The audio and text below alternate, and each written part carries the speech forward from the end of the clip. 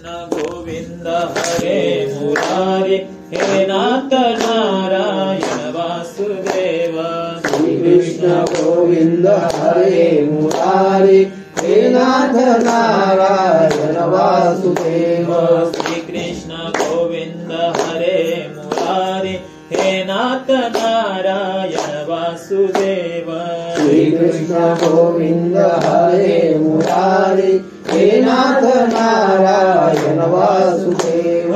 हे नाथ नारायण वासुदेव। हे नाथ नारायण वासुदेव। हे नाथ नारायण वासुदेव। हे नाथ नारायण वासुदेव। हे नाथ नारायण वासुदेव। हे नाथ नारायण वासुदेव। हे नाथ नारायण वासुदेव। हे नाथ नारायण वासुदेव। जय श्री कृष्ण गोविंद हरे मुरारी हे नाथ नारायण वासुदेव। श्री कृष्ण गोविंद हरे मुरारी हे नाथ नारायण वासुदेव। हे नाथ नारायण वासुदेव। हे नाथ नारायण वासुदेव। हे नाथ नारायण वासुदेव। हे नाथ नारायण वासुदेव। प्रारंभे विनंती करू गणपती विद्यादया सागरा। अज्ञानत्वहरोणे बुद्धिमते दे आराध्य मोरेश्वरा। चिंता क्लेश दरिद्र दुःख अवघे देशांतरा पाठवी। हे रंभागरणायका गजमुखा भक्ता बहुतोषवी। जय जय रघुवीर समर्थ। ओम श्री गणेशाय नमः। श्री सरस्वती नमः। श्री गुरुवे नमः। श्री सर्व सदाशिवाय नमः। श्री माता पिताय नमः। श्री कुलदेवताय नमः। श्री सीतारामचंद्राय नमः। कुंडली गौरे हर विठ्ठल पार्वती पदे हर हर महादेव। चिताकांत स्मरण जय जय जय रघुवीर समर्थ। श्री पंढरीनाथ महाराज की जय। भगवान गोपाल कृष्ण महाराज। राजाधिराज प्रभु रामचंद्र महाराज। बजरंग बली गुरुदेव दत्त मंगल मूर्ति मोरया।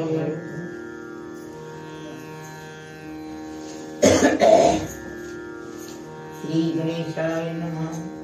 जय जयाजी नारायणा अनंत कोटि ब्रह्मांड जनना। भक्त रक्षक दिनोद्धरणा भवभंजना नमोस्तुते। ग्रंथधारणी गणेशाला वंदन करून आज आपल्यातना आईच्या स्वरूपातना जीवात्मा निघून गेला आणि तिच्या प्रित्यर्थ हा स्वर्गलोहन ग्रंथ लावलेला आहे। कारण जेणेकरून तिचा जो पुढचा जो मार्ग आहे परलोकाचा मार्ग आहे तो सोपा व्हावा या काय पुण्यात्मा कथेने याच्यामध्ये कथेमध्ये पुण्य सांगला आणि तो पुण्याचा साठा आईपर्यंत पोच व्हावा याकरता हा ग्रंथ लावलेला आहे। आणि कैलास आहे वैकुंठ आहे स्वर्ग आहे या तिन्ही ठिकाणांपैकी भगवंताच्या चरणापाशी आईला चांगली जागा मिळू द्या अशी मी ईश्वरचरणी प्रार्थना करून ग्रंथाकडे वळत असताना ग्रंथ जेवढा सुलभ आहे की ग्रंथ ऐकल्यानंतर श्रवण केल्याने काय होते श्रवण केल्याने प्राप्त काय होते हे आपल्याला काय सांगतात दासबोधामध्ये पण सांगलं आणि ती श्रवण भक्ती आहे। आता आम्ही सांगणार बाबा वाचणार आहेत परंतु तुम्ही सर्व श्रवणाला आलात आणि श्रवणाला आल्यानंतर तुम्ही कसं श्रवण करायचं की सर्व अंगाचे सांगलं काय सर्व अंगाचे कान करून मनाच्या मोडून ओढी नाथ महाराजांची ओवी आहे भागवतातली। मनाच्या मोडून जर श्रवण भक्तीला श्रेष्ठत्व मानून जर बसायचं असेल तर मनाच्या मोडून ओढी श्रवणी बैसावे आवडी। श्रवणाला बसताना असं काहीतरी आलो परका मिळाला म्हणून असं नाही तर मनाला जेवढ्या ओढे मन कसं आहे आता घरशी आपण आलो परंतु घरी आपलं लक्ष असं आहे की घराला कुलूप लावलंय पण आपण हिसका नाही दिला चोर नाही तर चोरी करून घर घेऊन देते आपलं मन तिकडे आहे हो खाते मन आपल्याला पण तसं नाही सांगलं इथं ग्रंथाला आल्यानंतर 1.5 ते 2 तासाचा वेळ आहे ग्रंथाकडे मनाच्या मोडीने ओढी श्रवणी बायसाहेब कसं तरी बसायचं नाही आलो ना असं झोपून असं नाही श्रवणाला आवडीने बसा आणि घडीने घडी घडीचा काळ आता कधी असणार आहे 1.5 ते 2 तासाचा आपला तास नसणार तेवढा जीवनाचा आपले सार्थक करून घ्या एवढाच त्रास काय एवढाच तास आहे तो आपला सार्थक करून घ्यायचा आहे पूर्ण जन्माचा कधी ज्या वेळेला आपण सर्व अंगाचे कान करून ही कथा श्रवण करू तेव्हा आपल्या जीवनाचा सार्थक झाल्याशिवाय राहणार नाही। म्हणून प्रत्यक्ष ग्रंथाकडे बोलत असताना जय जयाजी नारायणा जय जयाजी नारायणा हे प्रत्यक्ष भगवंताची स्तुती करत आहे आणि स्तुती करत अनंत कोटी ब्रह्मांड कारण भगवंत असा आहे अनंत कोटी एक ब्रह्मांड नाही तर अनंत कोटी ब्रह्मांड आहे तो निर्माण करतोय आणि त्याचं पालन करतोय असा असणारा भगवंत आहे।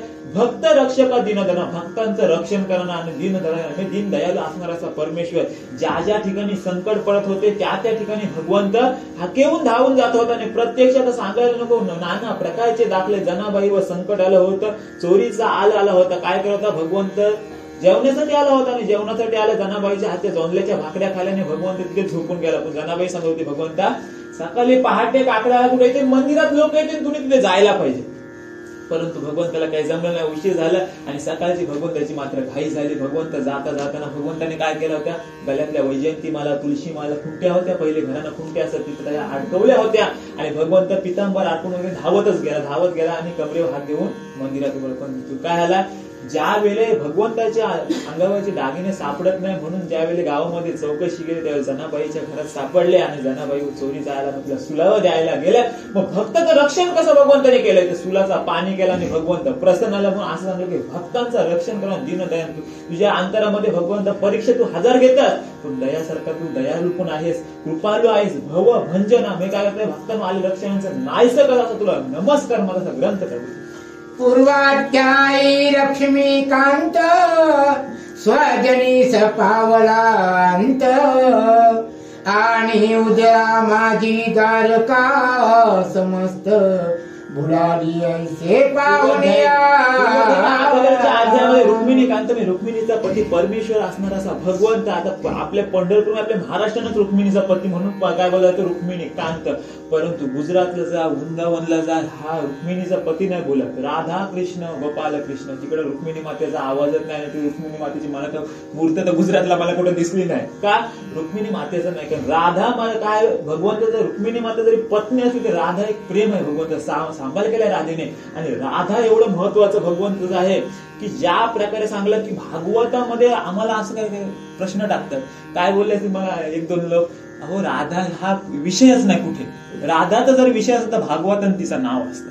पण तू शुक मुनीने सांगितलंय भागवतान ज्या वेळेला राधे मातेचं ज्या वेळेला नाव घ्यायला काय नाटकात आलंय माहितीये, भागवत तुम्ही पूर्ण होता राधा मातेचं नाव का नाही घेतलं की राधे मातेच्या शब्दातच एवढी पावर आहे. राधे माते शुकमुनी सांगतो लिखाण करायला घेतल्यानंतर राधे मातेचं जर नाव घेतलं नाही तर समाधी लागत होती देहाला, म्हणून राधे मातेचं नाव नाही घेतलं. एवढी पावर झाली आणि तिचं असणारा रुक्मिणीचा पती आणि स्वजनीचा पावाला अंत. म्हणजे काय झाला, प्रत्यक्ष भगवंत निघून गेला आणि द्वारका जी होती सासऱ्याकडनं म्हणजे समुद्राकडनं, समुद्र भगवंताचं काय आहे सासऱ्याकडनं. लक्ष्मी माता प्रकट कशात झाले, समुद्रात ना घुसलन केले ते देवी दैत्य सागर मंथन पै केले त्यामध्ये. तिथनं ते देव प्रकट झालेले आहेत ना, त्याच्यातली लक्ष्मी आहे म्हणून सागराची ती कन्या आहे म्हणून तिच्या सांगला काय वडिलांना की तुम्ही सासऱ्याकडनं दिलेली वस्तू किंवा जागा ती तुमची तुम्हाला परत द्या. आपण बघा आपण सुद्धा असं करतो, आपण लग्नामध्ये एखाद्याची वस्तू मागून ते उखली बोला, काय बोला, कोयता बोला, काय बोला, त्याला एकदा आठवण गेली माणसाची तरी ती वस्तू मात्र आपणच लिपून ठेवतोय.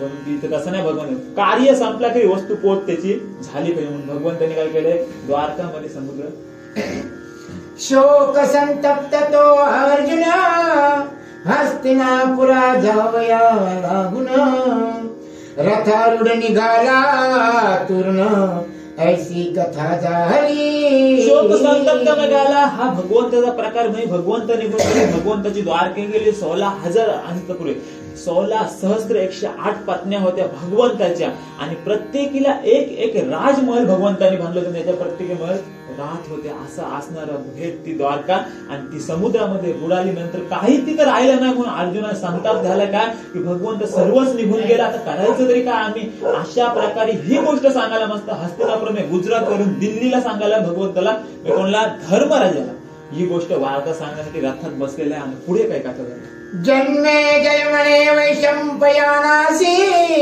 मग पुढे कथा वर्तली कैसी ती साध्यांतत्वा मदसी कृपा करून सांगिजे. जन्मेजय राजा त्या प्रकारे श्रवण भक्तीत निपुण होता, तेवढा वैशंपायन मुनी सुद्धा कथेमध्ये निपुण होता किंवा कसा होता श्रेष्ठत्वपणाचा होता. आणि त्याचा काय होता, जसा गुरु असावा तसा शिष्य पण ऐकणारा असावा. मग त्या प्रकारे ती कथा फलदायक होता आणि त्या प्रकारे प्रत्यक्ष विनंती केली. काय केली जन्मेजय राजाने विनंती की गुरुवर्या मला पुढची कथा काय झाली आणि ती मला मात्र सविस्तर सांग.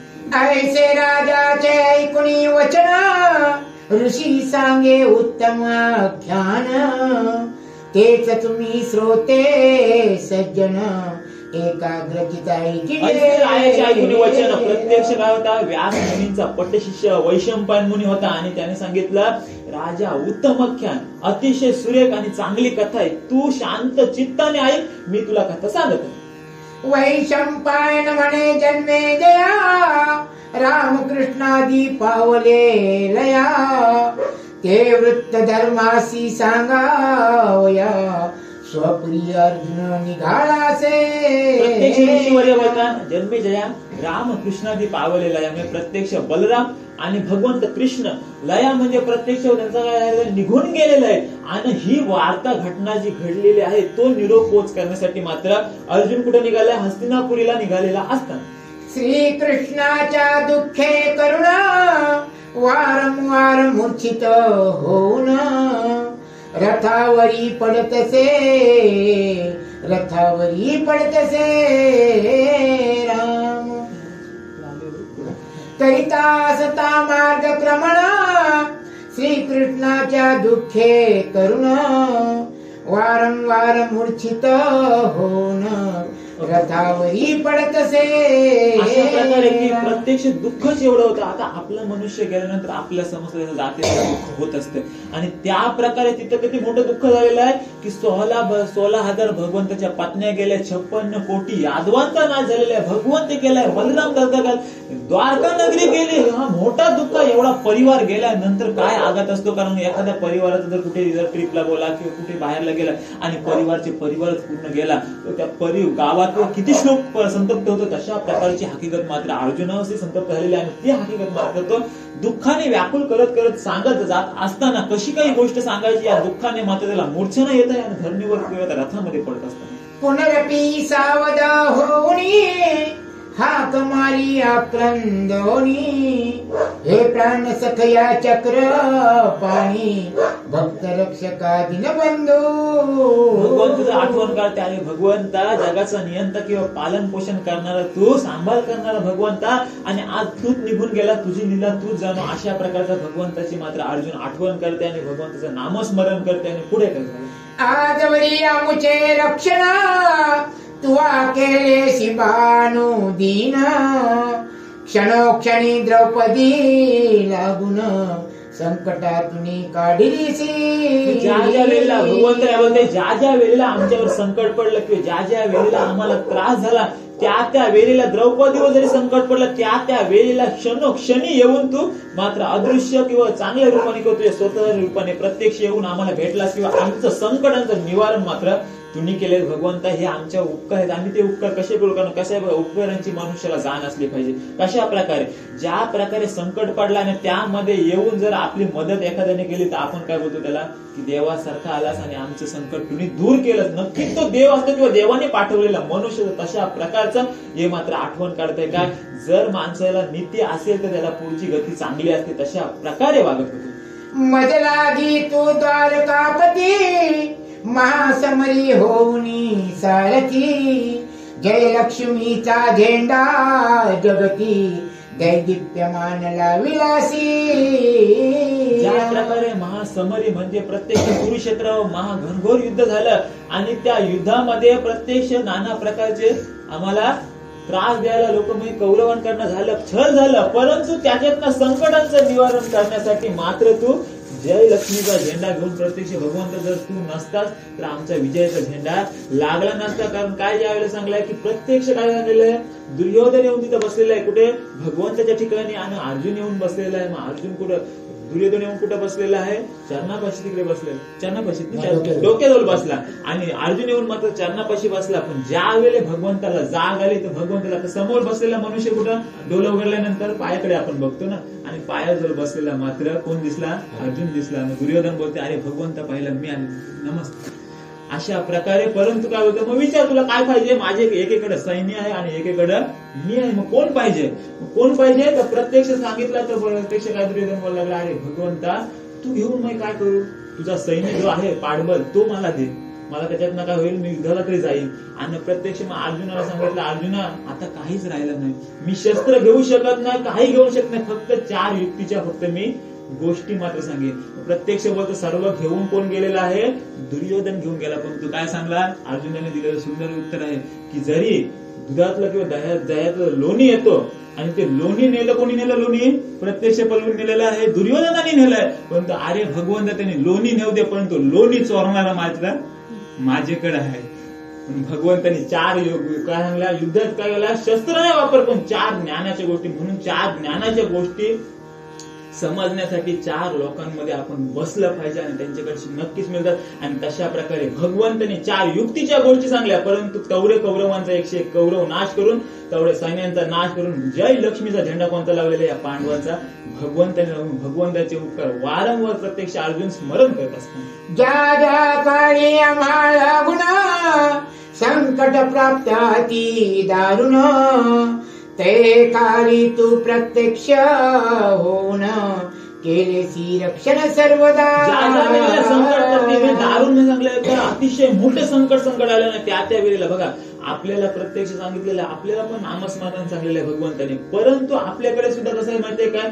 आपल्याला ज्यावेळेस संकट येते ना, त्यावेळेस आपला नामस्मरण होते. तोपर्यंत आपला भगवंत काय आपल्याला आठवत नाही. मग त्या प्रकारे इथे वारंवार भगवंताचं नामस्मरण चालू होतं. भगवंताला निसते हात मारले, कोठे गुंतलाशी द्वारकेच्या राहणार निसता शब्द द्रौपदी मातेने काढल्या भगवंत द्वारकेवर कुठे कणा असो, परंतु भगवंतापर्यंत आवाज पोहोचत नाही. भगवंत येऊन संकट प्रत्यक्ष निवारण करतात. आता मी तुझं वाचन कैसे करावे काळ क्रमण, ऐसे बोलता तो अर्जुन व्याकुल पूर्ण जाहळा. तुझ्याशिवाय आमच्या या जगामध्ये कोणीच नव्हता आणि तुम्हीच आता आमचे माय बाप होतात आणि तुम्हीच भगवंता निघून गेलात. आता तुम्ही गेल्यावर आम्ही काय करायचं? अशा प्रकारचा व्याकुल झालेला तो अर्जुन भगवंताची मात्र वारंवार आठवण करत असतो. नेत्री चालळे अश्रुपात, श्वासोश्वास दाटळे बहुत, हाहाकारे हृदय पीडित, आकांत बहु करी प्रत्यक्ष आकांत एवढा मांडलेला आहे की आकांताने प्रत्येक हृदय पिटते. प्रत्यक्ष कोण? अर्जुन. आणि रथावर पडतय अशी भूमिका घेत असताना आणि तो रथ पुढे चालत असताना, या भूमिकेमध्ये पुढे जात असताना ती द्वारका सुवर्ण खच, पुढे जाता गांडीव पाणी, विचारी तसे हंत करणी, की रामकृष्णादी वीर मणी, 56 कोटी यादव येथे. अशा प्रकारचं सांगितलेलं आहे की ज्या प्रकारे तो धनुष्य होता अर्जुनाच्या हातामध्ये, तो प्रत्यक्ष गांडीव नावाचा होता आणि तो प्रत्यक्ष अशा प्रकारचं नाव पडलं की पायाच्या अंगठ्यापासून तो गालापर्यंत लागत होता, म्हणून त्याला गांडीव पाणी असं त्या धनुष्याला नाव दिलं. तो धनुष्य प्रत्यक्ष घेऊन प्रत्यक्ष अर्जुन जात असताना त्यांनी विचार केला की राम कृष्ण दिवे भगवंत आणि बलराम हे वीर मणी, म्हणजे यांच्यासारखं वीर पुरुषच नव्हता याच्यामध्ये त्रिभुवनामध्ये. अशा प्रकारचं हे वीर लोक, त्यांनी 56 कोटी यादव यांचा परिवार होता. म्हणजे यांचा नाश झाला तरी कसा होण्याचं कारण तरी काय, हे यांना भोगायला का लागलं? ग्रंथकार इथं आपल्याला सांगतोय की हे तुम्ही शिकून घ्या. काय? की वीर मणी जरी भगवंत होता, वीर पुरुष जरी भगवंत होता, 56 कोटी यादव परिवार होता, पण शेवटी कोण कोणाच्या बरोबर आला नाही किंवा सोबत आला नाही. म्हणून तुका म्हणे तुला सोडविना कोणी, एका चक्र पाणी होतं. प्रत्यक्ष एक चक्र पाणी कोण आहे? भगवंत आहे. त्याच्याशिवाय आपल्याला जगात सोडवणार नाही कोण. जरी आपण म्हणालो हा माझा आहे, तो माझा आहे, परंतु काय? सगळा मायेचा बाजार. शेजीची कामिनी शेजीची कामिनी प्रत्यक्ष असणारी पत्नी प्रत्यक्ष कोळवापर्यंत आहे. गावकरी जे लोक आहेत ते स्मशानभूमीपर्यंत आहे. जो मुलगा आहे तो प्रत्यक्ष आपल्याला पाणी हांडा मडका फोडण्यासाठी प्रत्यक्ष तिथपर्यंत आहे. आणि एकदा त्यांनी आग्नी लावली की तिथला जो प्रवास आहे तो मात्र आपला प्रत्येकाचा एक त्याचा आहे. आणि तिथनं प्रवासाला ज्याचं हरिनाम असेल तो शेवटी मग हरिनामाची जमा शेवटी येईल तुमच्या कामातून. आपला जो काही हरिनामाची आपल्या पैशांच्या बँका भरून काय आपल्याला आयुष्यभर जरी आपण कधी बँका जरी भरल्या तरी आपल्याकडे चिल्लरच उरवतील, जास्त कोण उरवणार नाही. आणि शेवटी आपल्याकडे काहीच कोण देणार. म्हणून सांगितलंय हरिनाम जो असेल तिथनं मुक्ती किंवा सुटका करण्यासाठी तो एक नाम हरिनाम आहे. एवढी बँक भरा की आपल्या पुढे कोणची गरजच लागत नाही.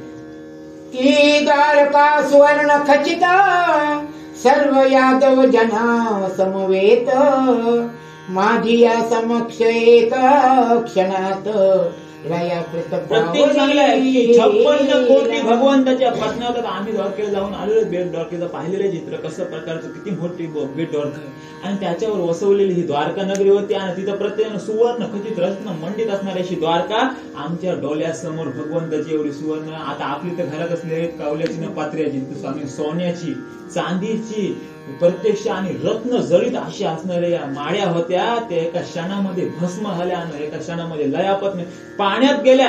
अशा प्रकारची परिस्थिती भगवंत झाली. मग तुमची आमची परिस्थिती काय होईल याच्यावरून आपण सावध वागायचं किंवा आपण शिकायचं. जे उग्रसेनादि वृद्ध वृद्ध सर्वोपद श्रेष्ठ महाविभूत तेची सांप्रत स्वजना प्रतियुद्ध करुणी नष्ट जाहणे. उग्रसेन वगैरे वृद्ध आणि सर्व प्रदेश श्रेष्ठ लोक होती, परंतु ते एकदा सांगितलंय माणसाची बुद्धी एकदा विपरीत झाली, विनाशकाल माणसं झाला की त्याची बुद्धी सुद्धा विपरीत त्या प्रकारे चालतो आणि त्या प्रकारे चालत असताना सर्व नाश होता. असे मोठे महा होते किंवा यांची बुद्धी खूप मोठी होती. जर ठरवलं असतं तर चांगल्या कामासाठी चांगलं सुद्धा सार्थ झालं होतं, पण बुद्धी तेवढी एखाद्या माणसाची असतं म्हणून त्यांचा सुद्धा नाश झालेला असतो. विनाश काळ होताची प्राप्त सद्बुद्धीची होय विपरीत एवं बोलती जे पंडित त्यांची प्रचिती आली. अशा प्रकारे आता आपणच धरूया तर आम्ही चांगल्या ज्ञानाच्या गोष्टी सांगते ना, आम्ही जर वयामध्ये आलो नंतर आम्ही जर वाईट जर बोलायला लागलो तर लोक हसतील, आम्हाला आयुष्यभर ज्ञानाच्या गोष्टी सांगल्या नाही, शेवटी असं येण्यासारखं करायला लागलाय. मग अशा प्रकारे एवढं मोठं विभूत लोक होतं, परंतु सांगते काय की एकदा माणसाचा विनाश काल आला तर त्याला नाना प्रकारच्या विपरीत गोष्टी सुद्धा. मग आपण बोलतो तिथं तो गेला नसता तर तो मरण पावला, नंतर आले पण त्याच्या भाग्यामध्ये तेवढा लिहिलेला आहे की तो गेला आणि त्याचा होणारच होता. हे सटवाईने मात्र जन्माच्या दिवशी प्रत्येकाचा जन्माला आले बाल त्याच्या पाठी लागला काल, असा नियम आहे सृष्टीचा, म्हणून तशा प्रकारेच होणार. आणि कौस शिशुपाळ अग्रासुर चाणूर मुष्टकादी दैत्य थोर ते महाप्रबळ अति क्रूर तयांचा संहार करोनिया. आगासूर, बकासूर, कंस वगैरे असे चाणूर मुष्टिकादी असं मोठं मोठं पराक्रमी काय होतं, विगुण म्हणून दैत्य होतं आणि तवऱ्यांचा संवार म्हणजे तेवढे माणसाचा मोठे मोठे यांचा संवार मात्र भगवंताने केला आणि भगवंत अचानक निघून गेला. ही गोष्ट कशी आहे अशी मनाला लागण्यासारखी अशा प्रकारे चिंतन करतो. जाणे स्वबळे संरक्षण केले असे तो जनार्दन धीवराच्या एकाचरे करुण पावला मरण सांप्रते. जगाचा संतांचं रक्षण करणारा असा असणारा पांडुरंग परमेश्वर भगवंत श्रीकृष्ण आणि मात्र धीवर नाम कोल्याच्या एका बाणाने षडाने प्रत्यक्ष मरण पावला. ही छोटी गोष्ट आहे, कसं काय आलं अशा प्रकारचं चिंतन करत असताना तेवीच दो पृथेचा कुमर भीष्मकादिसी करणार जर्जर तया मदसी आज हा असुर अति दुर्धळ जाहळा. देवीचं मी प्रत्यक्ष कोणाचा तर कुंती मातेचा मी प्रत्यक्ष कुमार मी पृथ्वीचा त्या कुमार आहे आणि माझ्याकडे भीष्म जी मोठे मोठे पराक्रमी होते त्यांना जर्जर मी त्यांना सुद्धा मी हरवून टाकले, एवढा माझ्याकडे बल होता आणि हा साधा असुर माझ्या समोर आलाय तर मला काहीच करता येत नाही. भगवंताची द्वारकेला त्याने काय केलेलं आहे, नाश केलाय, मला सहज काही करता येत नाही, हे मात्र दुःख मला सहन होत नाही. अशा प्रकारचा अर्जुन तस्मात आता विपरीत काळ प्राप्त झाला असे सबळ यातून आम्ही कैसे सकळ पार पडू नकले पे. ज्या प्रकारे मनुष्याला सांगलाय की वाईट एकदा काल चालू झाला की आपण काय बोलतो, आपल्याकडे मन आहे एकदा घरायचं घर फिरला काय टाइम तशा प्रकारचा अशा प्रकारचा वेळ येतो आणि त्या प्रकारचीच वेळ मात्र आपल्याला सर्व नाश झालेला आहे. अशा प्रकारे दिसत आजपर्यंत ऋषिकेशी आम्हासी रक्षिता सर्वांशी पळीतो सांप्रत वैकुंठ वासी झाला निश्चय. भगवानाची आठवण करत असताना सर्वांचं जगाचा नियंत्रण पालन पोषण करणारा रक्षण करणारा सांभाळ करणारा असा भगवंत मात्र आज मात्र सोडून कुठे गेलेला आहे, आपल्या निजधामाला वैकुंठवासी झालेला आहे. अशा प्रकारचा भगवंत निघून गेल्यानंतर आम्ही काय करायचं अशा प्रकारे. तरी आता मुचे रक्षण कोण करील काळापासून एवं रीती करिता चिंतन हस्तिनापुरी प्रत्यक्ष हस्तिनापुरीला जात असताना पात्र प्रत्यक्ष चिंतन करते काय एवं प्रकारे आता आमचं काय करणार, रक्षण कोण करणार, की जो प्रत्यक्ष आपले आई वडील घरामध्ये असतात किंवा वडील जरी असले तरी मुलांना कुठली टेन्शन नसतं किंवा चिंता नसते. काय बोलतात, एखादा संकट आला ना आमचे वडील आहेत ना ते बघून घेतील, का चिंता. एकदा वडील गेले तरी मग आठवण येतं की बाबा आज या क्षणाला जर तुम्ही असतात तर ही मात्र गोष्ट माझ्यावर घडली नसती. अशा प्रकारची आठवण करते भगवंत आज असतात या गोष्टी झाल्या नसत्या, परंतु आता निघून गेल्यानंतर आम्ही काय करायचं, अशा प्रकारचं चिंतन करतो. मग तो अर्जुन किरीट माळी उतरून या रथा खाली म्लानवदन मंद चाली सभातली प्रवेश असं अर्जुन परिधान करणारे जेव्हा नावं दिली आहेत अर्जुनाला आणि तशा प्रकारचं अर्जुन रथावरून प्रत्यक्ष म्लान वदन म्हणजे या प्रकारे मुखकमल बारीक करून प्रत्यक्ष उतरलेला आहे. आणि उतरला आणि कुठे चाललं, हस्तिनापुरीच्या नगरीमध्ये प्रवेश करत असताना काय सांगायची गोष्ट की प्रत्यक्ष भगवंत निघून गेलाय, भगवंताच्या पत्न्या निघून गेल्या, 56 कोटी यादव गेले, द्वारका नगरी नष्ट झाले. ही गोष्ट एवढी मोठी ही सांगायची तरी कशी भगवंताच्या समोर, हा प्रश्न पडलेला असताना जात असतो. तवा ते चौघे जन धर्माज राजा स्वबंधू जन श्रीकृष्णाचे करीत चिंतन बैसळे असती सर्वही. प्रत्यक्ष भगवंताकडे कोणाला पाठवलंय, अर्जुन करून 4 बंधू मात्र इकडे हस्तिनापुरीला चिंतन काय करतात, अर्जुनाला पाठवलंय भगवंत कसा आहे ते विचारण्यासाठी आणि तो निरोप घेऊन आपल्याकडे लवकरच ये. तशा प्रकारे आपल्या घरात ना एखादा मनुष्य जर हरवला आणि त्याला शोधण्यासाठी जर आपली 4-5 जण मंडळी गेली तर आपल्या घरात चिंतन करतात त्याने भेटलाय का नाही अशा प्रकारे. आणि ते जर लोक आली घरात आणि त्यांच्यावर तो मनुष्य जर दिसला नाही तर जी भीती उरते मनामध्ये, तशा प्रकारची आता हकीकत पुढे होणार. ऐसे पाहताची गांडीव पाणी भाल ठेवूनी धर्माचरणी अधोवदन हस्त जोडुनी सन्मुख उभा राहिला. प्रत्यक्ष अर्जुन आलेला आहे ना, प्रत्यक्ष धनुष्यबाण होता तो प्रत्यक्ष धर्मराजाच्या चरणापाशी ठेवलाय आणि प्रत्यक्ष हात जोडल्यात आणि धर्मराजाकडे काय करते आणि बोलते पुढे. कोमाईले असे वदना ओष्ट पावती बहु स्फुरण नेत्रामादी बहु जीवन एक सरा दाटले. प्रत्यक्ष काय सांगितलं, अशा प्रकारचे प्रत्यक्ष शब्द मुखातनं फुटत नाही अशी परिस्थिती मात्र अर्जुनाची झाली ना. भगवंताकडे बघतोय, नेत्रातनं मात्र अश्रुधारा यायला लागल्या. भगवंताचं असं जाणं झालेलं आहे, मी शब्दात कुठल्या सांगू किंवा भगवंताचे वर्णन हा कशा प्रकारे मी करू, काही सांगता येत नाही. मात्र अशा प्रकारची स्थिती झालेली मात्र धर्मराजा पाहतो आणि पुढे काय होतं. ऐशी अर्जुनाची स्थिती पाहून या तो पृथ्वीपती चिंताक्रांत होऊनी चित्ती अतिशय घाबरला. प्रत्यक्ष ही परिस्थिती कोणाची बघितलेली आहे, अर्जुनाची परिस्थिती मात्र धर्मराजाने बघली. धर्मराजा कसा होता, धर्मनीतीने राजा का सर्व मनामधनं जाणत होता आणि त्यांनी जाणलं की नक्कीच काहीतरी वाईट मात्र झालेलं आहे आणि झालेलं या कारणास्तवच अर्जुन काही बोलत नाही. अर्जुन ढीठ मनाचा आहे, सर्व गोष्टींमध्ये निपुण आहे, धनुर्विद्यामध्ये, परंतु असं कधीच त्याचं मी मुख कमल मात्र बघितलेलं नाही. कारण आपल्याला भगवंतांनी सुद्धा सांगितलं, संतांनी सुद्धा सांगितलं की मुख कमल कशा प्रकारे सांगितलं, ज्या प्रकारे नेत्र कमल, मुख कमल हे कमलांच्या फुलांची नाव आहेत. ज्या प्रकारे सांगितलंय प्रभू रामचंद्रांची ज्यावेळी परीक्षा घेतली होती, ज्यावेळेस सीतामाई शोधण्यासाठी प्रभू रामचंद्र वनामध्ये धावत होते आणि धावत असताना प्रत्यक्ष नवरात्रीचा काय होता त्यावेळी एक हंगाम आला होता आणि त्यावेळी प्रत्यक्ष परीक्षा घेण्यासाठी प्रत्यक्ष दुर्गा मातेने ठरवलं.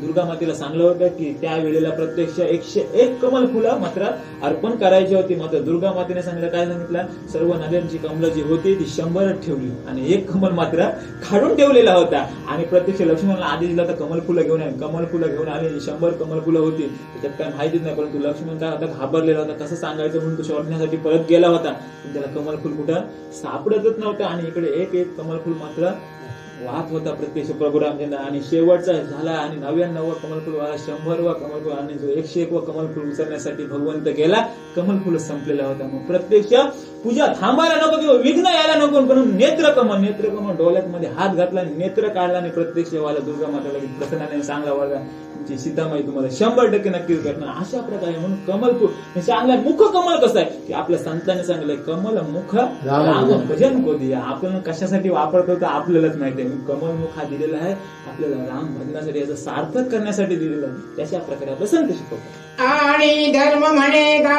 अर्जुना सुखी आहे की यादव राणा, तव नित्य सौखामद तव नित्य श्वास वदना आधी म्लानता का प्राप्ते.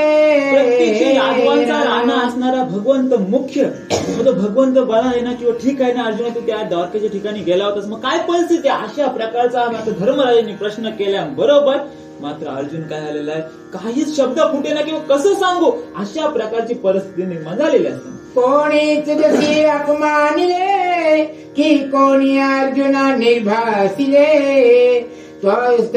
कोमला दीन झाले किंकार न सांग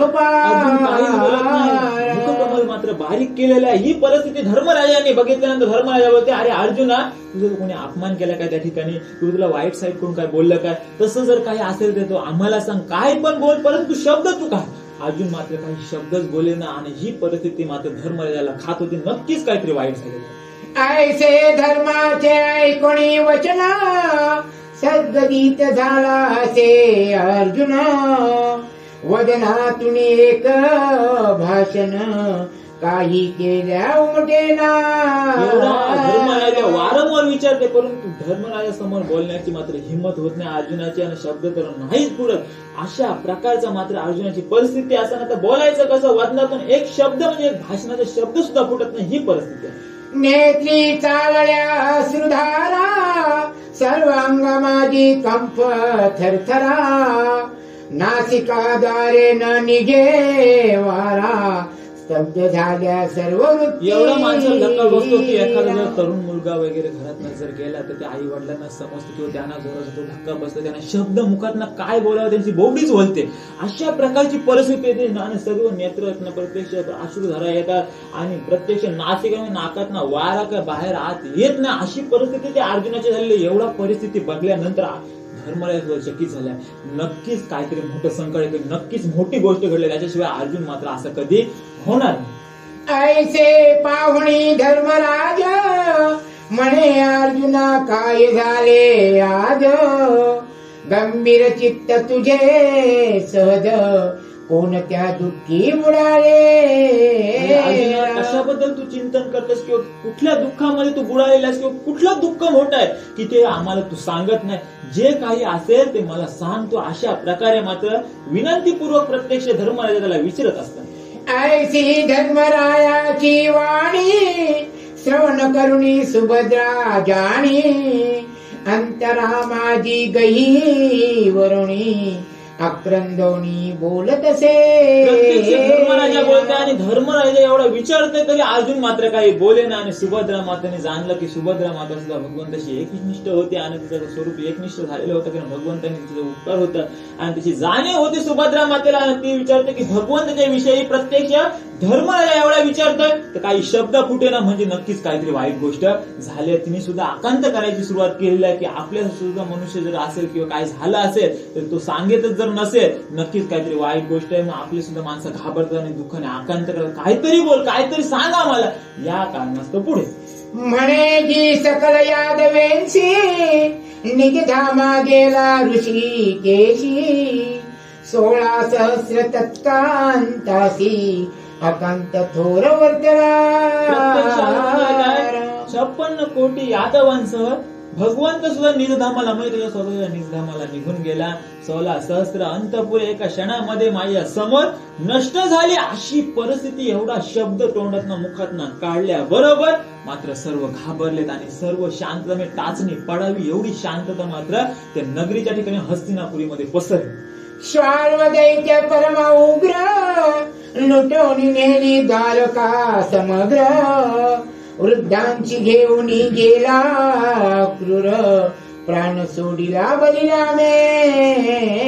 शाल्व नावाचा दैत्य होता, परम उग्र होता आणि त्याला समजलं भगवंत असताना तो मात्र तिथे येत नव्हता. कारण द्वारका नगरी एवढी श्रेष्ठ होती की भगवंताने नियोजनच असं करून ठेवलं की ज्या वेळेला डोल्याची एक वेळ पापणी लवत नाही तो वेळेला 21 वेळ मात्र चक्र सुदर्शन चक्र द्वारके होती फिरत होता. एवढं संरक्षण केलं का ज्या वेळेला भगवंत होता त्यावेळेला हिंमत कोणाची लागली. एकदा भगवंत निघून गेल्यानंतर घरोघरी सुद्धा तसंच आहे. एखादा घरातला जर करता पुरुष असेल ना तर तो जर निघून गेला नंतर आक्रमण करणारे बरेच असताना असं सांगायला नको. अशा प्रकारचे गावोगाव शाल्व तयार झालेले आहेत. पण तशा प्रकारची भूमिका इथे सांगितलंय की अशा प्रकारचा शाल्व द्यायचं होतं. एकदा भगवंत निघून गेल्यावर ताबडतोब त्या नगरीच्या ठिकाणी हजर झाला. सोन्याची रत्न जडीत जी काय होती द्वारका नगरी होती आणि त्या ठिकाणी प्रत्यक्ष आला आणि प्रत्येक सोने नाणे ज्या वस्तू काही होत्या मौल्यवान वस्तू त्या लुटून प्रत्यक्ष घेतल्या. माझ्या डोळ्यासमोर मला काहीच करता आलं नाही आणि मात्र क्षणामध्ये द्वारकेला अग्नी लावली. अग्नी लावल्याबरोबर द्वारका माझे भगवंताची आनंदाने श्रद्धास्थान होतं, नगरी होती भगवंताची, मात्र जळाली. अशा प्रकारचं वर्णन मात्र कोण सांगतंय? अर्जुन सांगतोय. द्वारका बुडाली समुद्रात काहीच राहिल्या नाही तेथ. ऐसे ऐकता की तो कुंती सुत धर्ममूर्तीत पडेला. एका क्षणामध्ये द्वारका लया प्रत्येक समुद्रामध्ये सामावून गेले. मग त्यावेळेला प्रत्येक सांगलं की ज्या वेळेला द्वारकेला अग्नी लावला त्यावेळेला तिथे प्रत्यक्ष यादव तर मेले होते, परंतु काही जे यादव लोक जे होते जीवाचा प्राण प्रत्यक्ष वाचवण्यासाठी इकडे तिकडे पलत होते आणि पलत असताना एक गोष्ट अशी झाली की याच्यात एक आपला यादव मात्र आपल्या परिसराच्या ठिकाणी म्हणजे काय सांगितलं कंकेश्वराच्या ठिकाणी आला. कंकेश्वराच्या ठिकाणी आला, त्या डोंगरावर आला आणि डोंगरावर आल्यानंतर आता तो गोप काय होता भगवंताच्या कुलातला होता व्यक्तीनं. भगवंताच्या कुलातला असणारा व्यक्ती म्हणून गाया वगैरे तो सोबत घेऊन आला होता. तिथं गायांचा मग आल्यानंतर तिथं राहिला आणि राहिल्यानंतर त्या डोंगरावर मस्तपैकी हिरवा चारा गायांना मिळत होता म्हणून त्यांनी तिथं काय केलं वास्तव्य केलं. वास्तव्य केल्यानंतर त्याची एक गाय अशी सुंदर गाय होती की भरमसाठ दूध द्यायची, इतर गायांपेक्षा ती जास्त दूध द्यायची. आणि तीच गाय नेमकी एक दिवशी काय झाली ज्यावेळी रानात परत आली आणि तो काय केला दूध काढण्यासाठी गेल्यानंतर त्या गायीने मात्र दूध दिलं नाही. दूध दिलं नाही म्हणून त्याला शंका अशी वाटली की गाय आपली रानामध्ये चरायला जाते कंकेश्वराच्या डोंगराच्या ठिकाणी, म्हणून तिथं प्रत्यक्ष अशी गोष्ट घडते की कदाचित कोणतरी एखादा व्यक्ती आपल्या गायीचं दूध काढत असेल. म्हणून प्रश्न पडल्यानंतर परत त्याने दुसऱ्या दिवशी असं केला की आपण त्या गायीवर पहारा दिला पाहिजे. ही गाय महत्वाची आहे, दुसऱ्या गायांपेक्षा ही गाय चांगली आणि महत्वाची गाय, हिचं असं काही गडबड होतच का नाही. म्हणून प्रत्यक्ष एक दिवशी त्यांनी काय केला प्रत्यक्ष भगवान ते कुलातला होता म्हणून प्रत्यक्ष त्यांनी गायला भगवंताच्या नावाने अंगाला लावला. परंतु काही गुणच येत नाही, कोणतरी शंकाच आली, कोणतरी दूध मात्र आपलं गायचं काढून घेते म्हणून पहारा देण्यासाठी गेला. आणि गाय मात्र त्या ठिकाणी कातलाच्या ठिकाणी मात्र दुग्धाभिषेक करत होती. म्हणजे कातलावर जायची आणि गाय करायची आपली दूध होतं त्या दुधाच्या धारा त्या कातलावर सोडून द्यायची. गायला माहिती होतं की इथे भगवंत विसावलेले आहेत, भगवंत स्थापन झालेला आहे. गायला कळलं कोणत्या काय करायला समजलं नाही, गुराखाला समजलं नाही. त्याने रागाच्या भरामध्ये काय होतं एक दगड उचलला आणि त्या कातलावर मारला. बरोबर लगेच रक्ताचा प्रवाह चालू झाला. रक्ताचा प्रवाह चालू झाल्यानंतर गुराख्याचा तो मात्र घाबरला.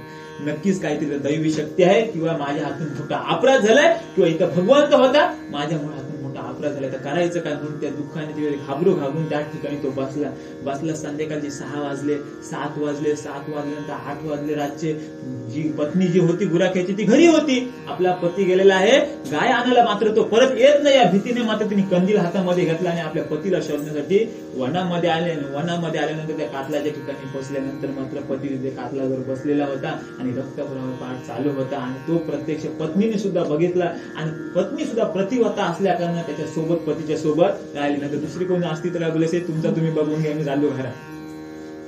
काय होती पतीच्या वरची नसती, पतीच्या मर्यादात होती. म्हणून त्यावेळेला मर्यादा एवढी सांगितली आहे की ज्या वेळेला प्रभू रामचंद्र वनवासामध्ये प्रत्यक्ष काय करत होते झाडांना आलिंगन देत होते. झाडांना आलिंगन देत असताना प्रत्यक्ष काय बोलायला लागले पार्वतीला, अहो ज्याचा नामस्मरण राम पूजी सदाशिव, प्रत्यक्ष राम तुमचं तुम्ही रामाचा जप करता तो राम प्रभू बघा काय परिस्थिती आहे, पत्नीच्या शोकाने बघा काय करते बोलतं. पार्वती माता प्रत्यक्ष परीक्षा घ्यायला गेली. परीक्षा घ्यायला गेल्यानंतर आली सीतामाईचं रूप घेऊन पार्वती माता आणि भगवंताच्या समोर उभी राहिली. प्रभू रामचंद्रांनी प्रत्यक्ष नमस्कार केला आणि ओळखलं बोलतो मनात असं काय बोलतो तुम्ही, कारण बोलतो सीता होती ती प्रभू रामचंद्रांच्या मागे पावलावर चालणारी होती, पतीच्या पुढे चालणारी नव्हती. मर्यादा होती म्हणून सांगले मर्यादा प्रत्येक गोष्टीला असावी म्हणून प्रत्येक सांगले मर्यादा पुरुषोत्तम रामचंद्र म्हणजे अशा प्रकारचं नाव झाला. त्या प्रकारे ही मर्यादा होती, प्रतिवता होती, त्या सोबत बसली 11 दिवस काय आला, पाणी अन्न न खाता त्या कातलाजवळ बसली, दोघजण उपोषण झालं. आणि पार्वती माता मात्र भगवंताला बोलते, अरे भगवंता तुम्ही भोले शंकर आहात, भगवंताची भक्ताची प्रतिपरीक्षा एवढी कठोर घेता. आणि भगवंत मात्र लोण्याहून मऊ झाला आणि वितरला आणि प्रगट झाला आणि सांगा मागा वरदान काय पाहिजे. ते दोघांना सांगितलं, मी तुमच्या काय आलो प्रसन्न झाले. अरे भगवंता तुम्ही इथे होतात, आम्हाला काय आलंय माहिती नाही, तू माझ्या हातून मोठी चूक झालेली आहे. भगवंताला हे तुला मी करूनच ठेवलं होतं, दैवयोगामध्ये तुमच्या होता म्हणून दैवी असेल तोच भजन करीत. म्हणजे तुमच्या आमच्या एवढ्यांचे दैव आहे म्हणून आपण इथं सर्वजण आद्याला आले. लोक गावात पट्ट्याला कमी बरीच आहेत लोक, पण त्यांचे दैवात आपले दैवत म्हणून आपण आला. आणि सांगल्यानंतर भगवंताची विनंती केली आणि भगवंताला सांगितलं, भगवंता या कनक डोंगरी आपण विसावलेला होता, आम्हाला माहित नाही, पण कंकेश्वर नामी इथे तुम्ही स्थापन, त्यावेळेपासून भगवंत कंकेश्वर आपल्या डोंगरावर स्थापन झालं. याच्यातलीच ही गोष्ट अशा प्रकारे कंकेश्वर महात्म्याने सांगितली. आणि भीमादी तेव्हा क्रंदती समस्त लोकाकांत करीती, नर नारीचे शोके जगती विरूपाये सर्वही. प्रत्येक अशा प्रकारची गोष्ट सांगितली की ज्या प्रकारचे भीम वगैरे होते, बलाढ्य होते, शक्तिवान होते आणि कधी रडणारच नाही, यांच्याकडे एवढा बल होता, पण ते सुद्धा ही गोष्ट ऐकून मात्र रडायला लागले. आणि ही परिस्थिती बघत असताना सर्व देवलोक सुद्धा पाहतात, पशु पक्षी सुद्धा ही परिस्थिती पाहतात आणि त्यांना सुद्धा दुःख आवडत नाही, एवढी मोठी गोष्ट झालेली असते. श्रीकृष्णाचा दीर्घ विरह द्रौपदी ते झाला दुःख, नेती चालले अश्रू प्रवाह, काही केल्यानं आटोपती. कृष्ण भगवंताचा दीर्घ विरह प्रत्येक सांगला की भगवंत निघून गेले हे समजल्यानंतर द्रौपदी मातेने मात्र आकंत मांडले. काय कारण भगवंताचे कधी होते, भगवंत मध्ये सांभाळ करणारा पाठीराखा बंधू राजा होता आणि जो सांगला भाऊ, आणि भाऊचा उलटा केला की तो उभा, बहिणीच्या हाकेला जो वारंवार क्षणाला जो उभा राहत होता तो म्हणजे भाऊ माझा श्रीकृष्ण आज निघून गेलाय. नेत्रात अश्रूचे पाठ चालले. अशा प्रकारचं ऐकल्यानंतर ती काय कोणाचं ऐकच नाही. अशा प्रकारची परिस्थिती मात्र द्रौपदी मातेने मांडलेली असते. आणि देह झाला सर्व विवश, भ्रमिष्ट झाले असे मानस, म्हणे सांडूनी गेला द्वारकाधीश, तुटली आपसा जीवाची. देह सर्व भानच राहिलं नाही, एवढी परिस्थिती निर्माण केली. आणि प्रत्येक सांगितलेलं आहे की या देहातनं कोण निघून गेलाय, परमेश्वर पांडुरंग परमेश्वर म्हणजे जशा प्रकारे देहातनं आत्मा निघून गेल्यानंतर या देहाला किंमत शून्य होतं, त्या प्रकारचा भगवंत निघून गेला म्हणजे आपला देह राहिलाच नाही त्या कामाचा. काय हा देह जर काय असेल तो भजनासाठी दिलाय, देह दिलाय आपला भजनासाठी गोमट, भजनासाठी गोमटा.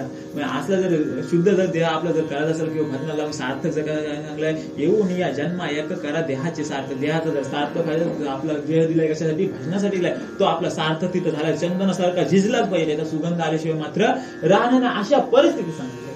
तुझं वाचोणी रुक्मिणी पती, कैसे होईल माझी गती, ऐसे बोलता द्रौपदी सती, मूर्छा येऊन पडतसे. द्रौपदी माता आठवण करत असताना रुक्मिणीचा पती असणारा भगवंता, आणि भगवंता तू निघून गेल्यानंतर आमची मात्र गती काय होईल आम्ही सांगू शकत नाही. जोवर तू होतास त्या वेळेला आम्हाला कसा धीर होता किंवा आधार होता, पण तू निघून गेल्यानंतर आम्ही कोणाला मारायचे, काय करायचं आम्ही. अशा प्रकारे पुन्हा होऊनी सावधान, धाव सकया ऐसे वदोन, धरतीवरी अंग टाकून गडगडालोले दुःखाने. पुन्हा सावध होऊन दुःखाने मात्र वारंवार धरणीवर आकांत मांडलाय आणि रडत आहे किंवा लोलत आहे. अशी परिस्थिती झालेली असता मात्र गावातले लोक वगैरे येणारा जमाला झालेली सुरुवात. परंतु अशा प्रकारची काय आकांत मांडलाय किंवा नगरीमध्ये काय बोंबाटा चाललाय म्हणून प्रत्येक सर्वकडे आवाज सुद्धा जात आहे. ही परिस्थिती त्या नगरीच्या ठिकाणी हस्तिनापुरीच्या ठिकाणी झालेली असते. वैशाख मासी उष्ण काळी, सूर्य किरण माझी भूमंडली, जीवना विनमृद मासोळी, जैसी अत्यंत तरफडे. उन्हाळ्याचे एप्रिल मे महिन्याचे दिवस असताना एकदा ऊन लागायला लागल्यानंतर आपल्याला सुद्धा चटके सहन होतात. आता आपण जर शेतावर गेलो तर आपण काय आपले माणसं बोलतात की सकाळची चला आणि दुपारची येऊ चला. दुपारच्या उन्हामध्ये कोणाला राहायला जाणं मग लागल्यास आपण संध्याकाळी 3 वाजता जावं. अशा प्रकारची परिस्थिती त्यावेळेला होते.